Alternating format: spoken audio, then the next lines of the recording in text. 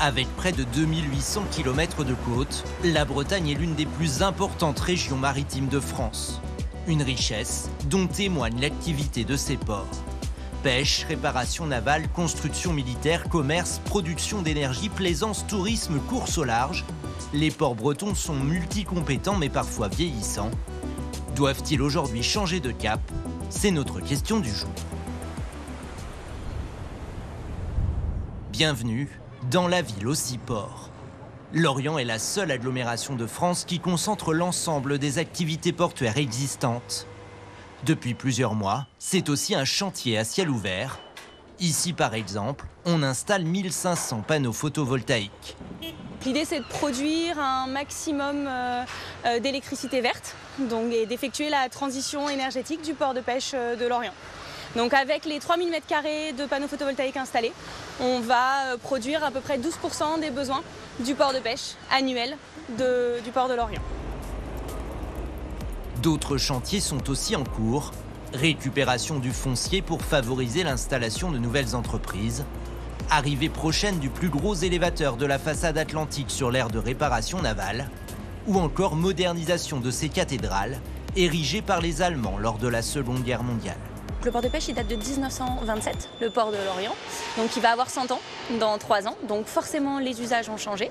Et aussi, les outillages, les bâtiments, les infrastructures ont vieilli.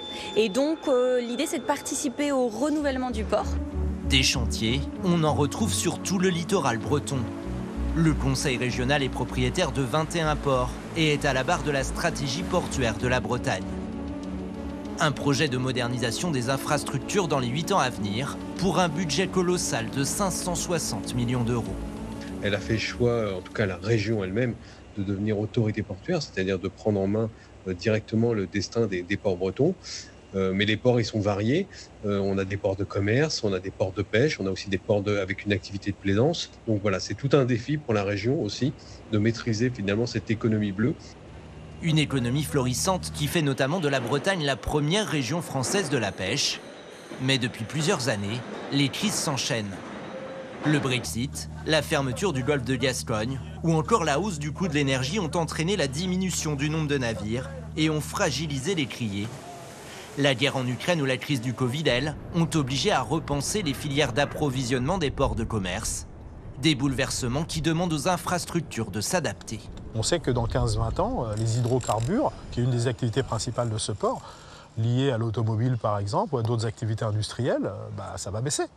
On sait que, évidemment, la ferme bretonne est en train d'évoluer, ces sujets-là. L'importation de soja, on sait que ça va évoluer. Donc maintenons nos activités, qui sont les activités qui font la richesse de ce port, faisons en sorte qu'elles se maintiennent pour les 10, 15, 20 prochaines années.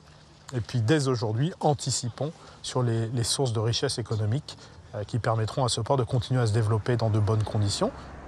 Et pour se développer, Brest, Lorient et Saint-Malo ont notamment demandé à l'État un agrément afin de débarquer des produits alimentaires bio. Les ports misent aussi sur les énergies marines renouvelables, l'éolien en mer, offshore ou encore la distribution et la production d'hydrogène vert. Enfin, la Bretagne veut contribuer à l'essor du transport de marchandises à la voile. 90% du transport de marchandises dans le monde se fait par la voie maritime, avec des défis majeurs en termes de décarbonation, puisque nous sommes censés, d'ici 2050, avoir une neutralité des émissions de gaz à effet de serre pour l'ensemble du transport maritime de marchandises. Lorient va s'inscrire dans cette logique et grâce justement à notre stratégie vers les énergies marines renouvelables, nous comptons tenir l'objectif de l'autonomie énergétique du territoire, là aussi, d'ici 2050. Les ports bretons doivent donc prendre le cap de la décarbonation et anticiper les changements de société. Un vaste chantier qui doit aussi prévoir les effets du changement climatique. La future gare maritime de Brest va ainsi être surélevée pour ne pas subir la montée des eaux d'1 mètre d'ici la fin du siècle.